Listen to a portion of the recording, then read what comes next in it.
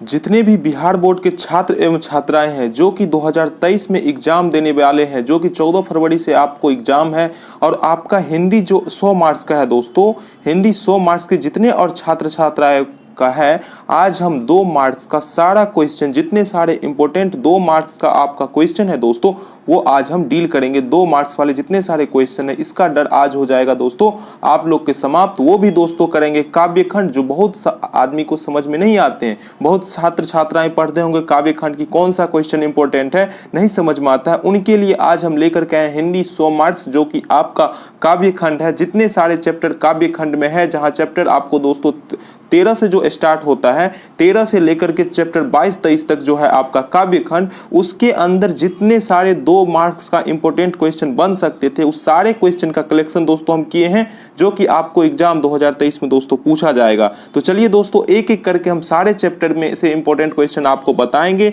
जो कि आपको मॉडल सेट में भी दिया गया है, आपको प्रीवियस ईयर क्वेश्चन भी पूछा गया है। तो सारे क्वेश्चन को आप कॉपी और पेन पे नोट कर लीजिएगा दोस्तों। एग्जाम में इससे बाहर 2023 में दोस्तों एक भी क्वेश्चन आपको देखने को नहीं मिलेगा। और जितने सारे चैप्टर है, उस सारे चैप्टर को आपको हम, यानी जो उनके राइटर हैं और राइटर का जन्म कब हुआ और राइटर का मृत्यु कब हुआ, सो भी दोस्तों हम बताएंगे। और जहां तक कोशिश करेंगे राइटर का नाम, जन्म, मृत्यु आपको ये वीडियो में ही याद हो जाए। तो चलिए दोस्तों बिना टाइम का वेस्ट किए हुए हम चलते हैं अपने जितने सारे चैप्टर है सबके 2 मार्क्स वाले क्वेश्चन पे। अगर आप इस चैनल पे फर्स्ट बार विजिट कर रहे हैं दोस्तों, तो चैनल को कर दीजिए सब्सक्राइब, जिससे हम अब नेक्स्ट वीडियो जो अपलोड करें उसकी नोटिफिकेशन आप तक दोस्तों पहुंच पाए। तो चलिए दोस्तों, जो आज का हमारा पद खंड का, यानी दोस्तों सॉरी, ये पद खंड लिखा गया, ये दोस्तों होगा यहाँ पे काव्य खंड। तो दोस्तों आज का जो फर्स्ट हमारा काव्य खंड का जो दोस्तों चैप्टर है, वो है हमारा राम बिनु बिरथे जगी जन्मा। आपको पता होगा दोस्तों ये काव्य खंड का फर्स्ट चैप्टर है। तो इसके अंतर्गत हम देख लेते हैं दोस्तों कितने सारे चैप्टर आते हैं। इस चैप्टर में जितने इंपॉर्टेंट क्वेश्चन हम सारे डिस्कस करेंगे। तो फर्स्ट चैप्टर है राम बिनु बिरथे जगी जन्मा। तो ये जो चैप्टर है दोस्तों राम बिनु बिरथे जगी जन्मा, इनको लिखे कौन है, तो याद रखिएगा दोस्तों इस चैप्टर के जो राइटर है दोस्तों, वो लिखे हैं कौन दोस्तों, तो वो लिखे हैं गुरु नानक देव। कौन लिखे दोस्तों, याद रखिएगा गुरु नानक लिखे हैं इस चैप्टर को। तो कैसे आप याद रख सकते हैं गुरु नानक को, तो गुरु नानक को याद रखना है दोस्तों, जो राम भगवान थे उनके क्या थे, गुरु होते थे, सबके गुरु होते थे, तो राम भगवान के भी क्या थे, गुरु थे। राम बिनु बिरथे जगी जन्मा कौन लिखे हैं, गुरु नानक देव लिखे हैं। और याद रखिएगा दोस्तों गुरु नानक देव का जन्म कब होता है, 1469 में जन्म होता है और 1539 ईस्वी में मृत्यु होता है। तो मेरी बातों को दोस्तों सुनिएगा, इस पे हम अच्छे से नहीं लिख पाए। राम बिनु बिरथे जगी जन्मा, इनके राइटर है गुरु नानक देव। जैसे राम भगवान के क्या थे दोस्तों, गुरु थे, और इनका जन्म होता है 1469 में और मृत्यु होता है 1539 में, और जन्म कहां होता है, पाकिस्तान में। इतना याद रखिएगा, ये आपको ऑब्जेक्टिव 1 मार्क्स यहां से जरूर मिलेगा दोस्तों, कि राम बिनु बिरथे जगी जन्मा के राइटर गुरु नानक देव, और इनका जन्म 1469, मृत्यु 1539, कहां हुआ था, तो पाकिस्तान तलवंडी नामक जगह पे। तो चलिए हम 2 मार्क्स वाले क्वेश्चन पे चलते, तो वो हमारा इसमें से इस चैप्टर का देख लीजिए। जो फर्स्ट क्वेश्चन है दोस्तों इंपॉर्टेंट, वो है मुक्ति के लिए किसे आवश्यक माना गया है। तो मुक्ति, आप बताइए, आप ये सारे क्वेश्चन को दोस्तों कॉपी में लिख के इसका आंसर मॉडल पेपर में दिया गया और पढ़े होंगे, ये सारे क्वेश्चन लिख लीजिए और उसका आंसर लिख लीजिए। अगर आप बताइएगा दोस्तों हम आंसर भी प्रोवाइड करवाएंगे, बट आशा करते हैं कि आप लोग दोस्तों ये पढ़ चुके हैं वो सारा क्वेश्चन। तो मुक्ति के लिए आवश्यक किसे माना गया, पता है दोस्तों गुरु को ही माना जाता है। और दूसरा क्वेश्चन, वाणी कब विष के समान हो जाती है दोस्तों। और ऐसे देखिए दोस्तों, हरीश के कवि का क्या अभिप्राय है, राम नाम बिनु बिरथे जगी जन्मा पद का मुख्य भाव क्या है दोस्तों। उसके बाद कवि किसके बिना जगत में जन्म व्यर्थ मानता है, जो नर दुख नहीं माने, कविता का भावार्थ लिखिए दोस्तों। तो इस चैप्टर में आपको ये 6 इंपॉर्टेंट क्वेश्चन इस चैप्टर से आपको कलेक्शन करके दिए हैं, राम बिनु बिरथे जगी जन्मा।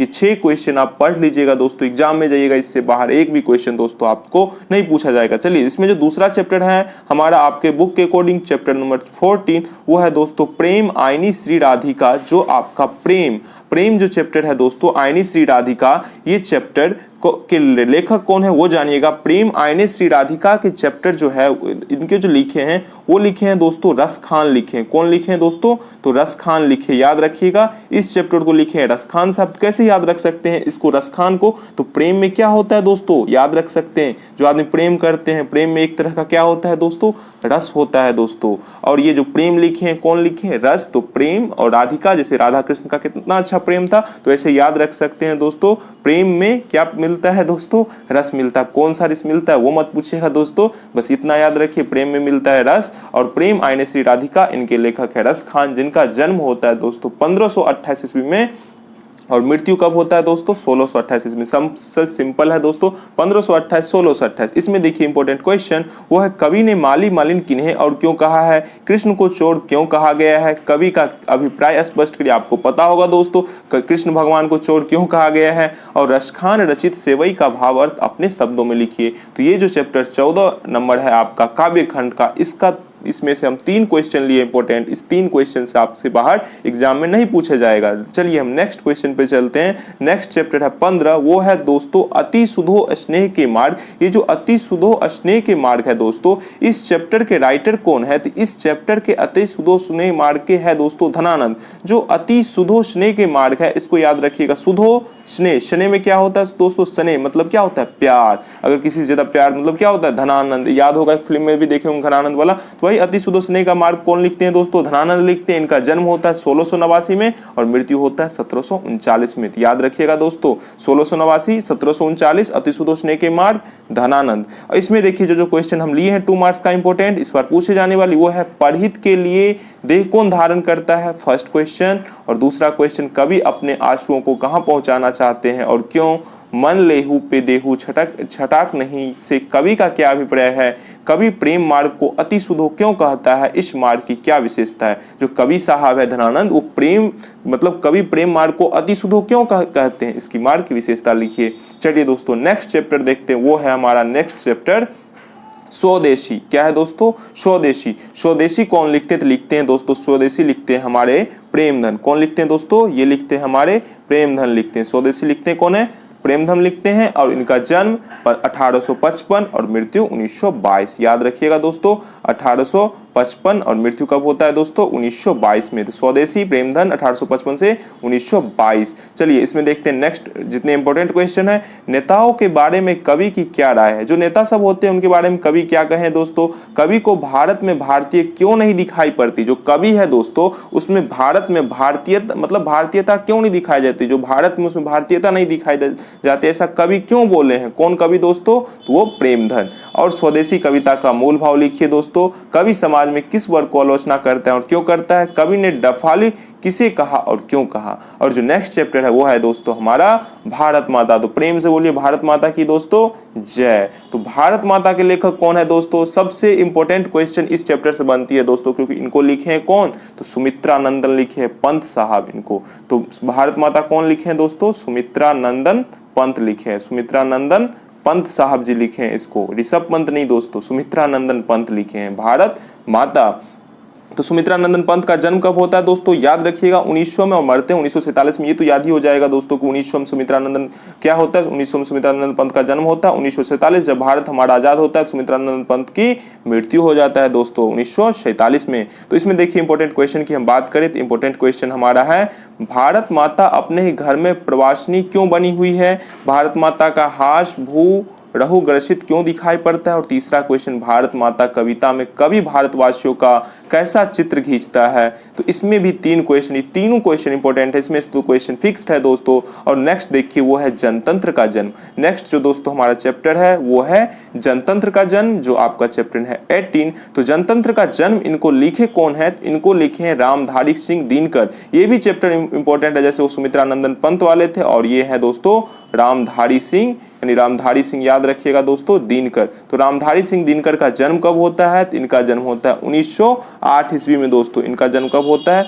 1908 में। और मृत्यु कब होता है? तो 1974 में। ये भी याद हो सकता है, देखिए दोस्तों 1900 क्या लिखते हैं? 74। 47 का उल्टा है, उसका मृत्यु होता है 1947 में, इनका होता है 1974। 47 का उल्टा 74। तो याद रखिएगा जनतंत्र का जन्म रामधारी सिंह दिनकर 1908 से 1974। दोनों याद हो गया दोस्तों, सुमित्रा नंदन पर 1900 से 1947 और ये 47 का कर दिए उल्टा, तो ये हो गया 1974।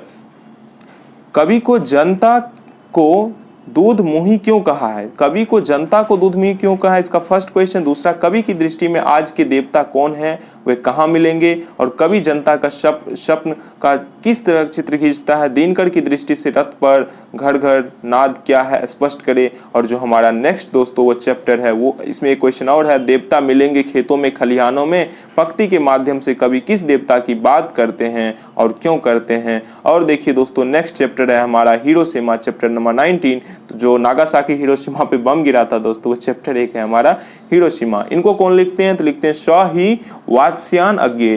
ये जो लिखते हैं दोस्तों, ये अजीब ही नाम है, हिरोशिमा शाही वात्स्यायन अज्ञे लिखते हैं। इनका जन्म 1911 और मृत्यु होता है 1946 में। देखते हैं इसके इंपॉर्टेंट क्वेश्चन क्या क्या है दोस्तों। जो इंपॉर्टेंट दोस्तों इसमें क्वेश्चन है वो हमारे पहला, हिरोशिमा में मनुष्य की साखी के रूप में क्या है। हिरोशिमा में मनुष्य के साखी के रूप में क्या है। हिरोशिमा कविता से हमें क्या सीख मिलती है। छाएं दिशाहीन शब्द और क्यों पड़ती है, स्पष्ट करिए दोस्तों। मनुष्य की छाएं कहाँ और क्यों पड़ी हुई है। प्रज्वल क्षण की दोपहरी से कवि का क्या आशय है। इतने 5 क्वेश्चन इस चैप्टर से इंपोर्टेंट है। फिर है दोस्तों एक वृक्ष की हत्या, जो हमारा चैप्टर नंबर है दोस्तों वो है 20, एक वृक्ष की हत्या। इसमें देखिए क्या क्या इंपोर्टेंट क्वेश्चन है। सबसे पहले जान लेते हैं इनके राइटर कौन है, तो वह है दोस्तों कुंवर सिंह, जिनका जन्म होता है 1927 ईस्वी को और मृत्यु होता है 2017 ईस्वी को। तो एक वृक्ष की हत्या इन चैप्टर में जान गए दोस्तों, कुंवर सिंह लिखे हैं 1927 to 2017। इनके देखिए इंपॉर्टेंट क्वेश्चन फर्स्ट है, घर शहर और देश के बाद कवि किन चीजों को बचाने की बात करता है और क्यों करता है। यानी घर शहर और देश के बाद कवि किन किन चीज को बचाने की बात करता है और क्यों करता है। कवि को वृक्ष बूढ़ा चौकीदार क्यों लगता है दोस्तों। कवि का समापन करते हुए कवि अपने किन किन आदर्शों का जिक्र करता है और क्यों करता है दोस्तों। और वृक्ष और कवि के संवाद होता था, वृक्ष और कवि में क्या संवाद होता था, तो अब बताइएगा दोस्तों, पढ़े होंगे वृक्ष और कवि में क्या संवाद हो। जितने सारे दोस्तों हम क्वेश्चन आपको दिखा रहे हैं, इससे बाहर आपके एग्जाम में एक भी क्वेश्चन नहीं पूछा जाएगा। ये चैप्टर को अगर अच्छा से पढ़ लीजिएगा अच्छा से सारे क्वेश्चन को, तीसरे चैप्टर के अकॉर्डिंग आपका जो क्वेश्चन के अकॉर्डिंग ही आपका ऑब्जेक्टिव भी सॉल्व हो जाएगा दोस्तों। चलिए अगला चैप्टर देखते हैं, जो हमारी नींद है दोस्तों, जो हमें रात को आती है नींद, वो चैप्टर देखते हैं। कितने को तो दिन में भी आती है दोस्तों। तो हमारी नींद चैप्टर के राइटर कौन है जान लेते हैं दोस्तों। ये है वीरेन, कौन है दोस्तों, वीरेन डंगवाल। वीरेन डंगवाल, इनका जन्म 1947, मृत्यु 2015। देख रहे हैं 1947 वाला दोस्तों, वो जो सुमित्रानंदन पंत था उनका जन्म 1900, मृत्यु 1947। और रामधारी सिंह दिनकर, इनका जन्म 1908 और मृत्यु 1974। और हमारी नींद वीरेन डंगवाल का जन्म 1947 में, जब सुमित्रानंदन पंत का मृत्यु हुआ था, और इनका मृत्यु 2015 में। तो देखते हैं इससे हमारी नींद से इंपॉर्टेंट क्वेश्चन क्या क्या है। हमारी नींद कविता किस प्रकार के जीवन का चित्रण करती है। कवि वीरेन डंगवाल अत्याचारियों का क्यों जिक्र करता है। हमारी नींद कविता के सार्थकता पर विचार करें। मक्खी के जीवन कर्म का कवि द्वारा उल्लेख किए जाने का क्या आशय है। और जो इसमें नेक्स्ट है 5वां क्वेश्चन, कवि वीरेन डंगवाल के अनुसार धमाके से कहाँ देवी जागरण हुआ। और हमारी नींद शीर्षक कविता किस कविता संकलन से ले गई, किस संकलन से ले गई। इतने सारे। और जो हमारा नेक्स्ट चैप्टर है वो दोस्तों अक्षर ज्ञान, जो हमें अक्षर की ज्ञान होती है दोस्तों। ये अक्षर ज्ञान कौन लिखे हैं, तो अक्षर ज्ञान लिखे अनामिका जी। अक्षर ज्ञान कौन लिखे, तो याद रखिएगा दोस्तों अनामिका जी लिखे, जिनका जन्म हुआ है 1961 में। तो अ से अक्षर और अ फॉर अनामिका, तो याद रख सकते हैं ऐसे भी दोस्तों। अक्षर कौन लिखते हैं, तो अनामिका लिखते हैं। देखते हैं इससे इंपॉर्टेंट क्वेश्चन दोस्तों। इंपॉर्टेंट क्वेश्चन पहला, कविता में क का विवरण स्पष्ट कीजिए। बेटे के आंसू कब आते हैं और क्यों आते हैं। 2 क्वेश्चन इंपॉर्टेंट है इससे दोस्तों। कविता में क का विवरण स्पष्ट कीजिए और बेटे के आंसू कब आते हैं और क्यों आते हैं। और नेक्स्ट चैप्टर है लौट कर आऊंगा फिर दोस्तों। तो ये जो चैप्टर है लौट कर आऊंगा फिर, ये कौन लिखे दोस्तों, ये लिखे जीवनानंद दास। लिखे कौन है दोस्तों, जीवनानंद दास, जिनका जन्म होता है दोस्तों 1899 ईस्वी में दोस्तों, और मृत्यु होता है 1954 ईस्वी में। तो जो जीवनानंद दास है, इनका ये बारे बता दिए। लौट कर आऊंगा फिर, अब कब लौट कर आएंगे फिर वो तो नहीं पता दोस्तों। और नेक्स्ट जो इसमें क्वेश्चन है वो देख लीजिए, कवि जीवनानंद दास अगले जीवन में क्या क्या बनने की संभावना व्यक्त करते हैं और क्यों करते हैं दोस्तों। नेक्स्ट क्वेश्चन, कवि किस तरह के बंगाल में एक दिन लौटकर आने की बात करता है। कवि जीवनानंद दास अगले जन्म में अपने मनुष्य होने में क्यों संदेह करता है, इसका क्या कारण हो सकता है। और नेक्स्ट क्वेश्चन, मेरे बिना तुम प्रभु, ये जो हमारा लास्ट चैप्टर है दोस्तों, मेरे बिना तुम प्रभु, ये हम इसमें देखिए क्या क्या इंपॉर्टेंट क्वेश्चन है। कवि अपने को जलप्रपात और मदिरा क्यों कहता है। कवि अपने को जलप्रपात और मदिरा क्यों कहता है। फिर शानदार लबादा किसका गिर जाएगा और क्यों गिर जाएगा, मेरे बिना तुम, ये देख लीजिए दोस्तों। इसका 4 क्वेश्चन इसमें इंपॉर्टेंट है। तो हम आपको जितने सारे इंपॉर्टेंट क्वेश्चन थे दोस्तों वो सारे 2 मार्क्स वाले इंपॉर्टेंट क्वेश्चन करवा दिए। बस इसको परीक्षा तक बस एक बार पढ़ लीजिएगा, रटना नहीं है दोस्तों, वो सारे आपको याद हो जाएगा। आपको पता है दोस्तों जो एग्जाम में पूछी जाती है दोस्तों वो पूछी जाती है, आपको क्वेश्चन सिलेक्टेड मिलेगा, वो सारा इजी क्वेश्चन मिलेगा, उसको आपको अच्छे से जवाब देना है। बस एग्जाम तक आपको बार बार ये सारे क्वेश्चन को देख लेना है, आपको इस सारे क्वेश्चन का सॉल्यूशन पता होगा, आप पढ़े होंगे। अगर आपको इस क्वेश्चन जितने सारे मेरे पास है अगर नहीं लिख पाइएगा, आपको अगर पीडीएफ चाहिए आप कमेंट कीजिएगा दोस्तों, हम इसका पीडीएफ तब डिस्क्रिप्शन बॉक्स में दे देंगे, तो आप वहां से पीडीएफ डाउनलोड करके भी पढ़ सकते हैं। तो आई थिंक आपको ये वीडियो आपके लिए दोस्तों हेल्पफुल लगा होगा। अगर आपको ये वीडियो अच्छा लगा होगा दोस्तों तो और आपके जितने सारे मित्रगण होंगे उनको कर दीजिएगा दोस्तों, शेयर कर दीजिएगा उनके बीच में। और दोस्तों अगर चैनल को नहीं किए होंगे सब्सक्राइब तो कर लीजिएगा दोस्तों सब्सक्राइब, जिससे हम जो अब नेक्स्ट वीडियो लाएंगे आपके लिए जो इंपॉर्टेंट क्वेश्चन का 2 मार्क्स का, वो इतिहास का या जो भी हम लाएंगे दोस्तों मैथ का, आप बताइएगा तो वो आपके लिए हेल्पफुल होगा एग्जाम तक। तो हम आपको मॉडल सेट आपको करवाएंगे, नेक्स्ट हो सकता है मैथ का करवाएंगे। तो आपको ये वीडियो अगर हेल्पफुल लगा होगा दोस्तों जरूर कीजिएगा सर दोस्तों लाइक, इससे हमें मोटिवेट मिलती है। तो चलिए ठीक है दोस्तों, आपका एग्जाम का समय नजदीक है, टाइम वेस्ट मत कीजिएगा और मन लगा कर अच्छे से पढ़िएगा, घर पे रहिएगा, अपने माता पिता का ख्याल रखिएगा। तो चलिए दोस्तों हम लेते हैं आपसे विदा। जय हिंद, जय भारत दोस्तों।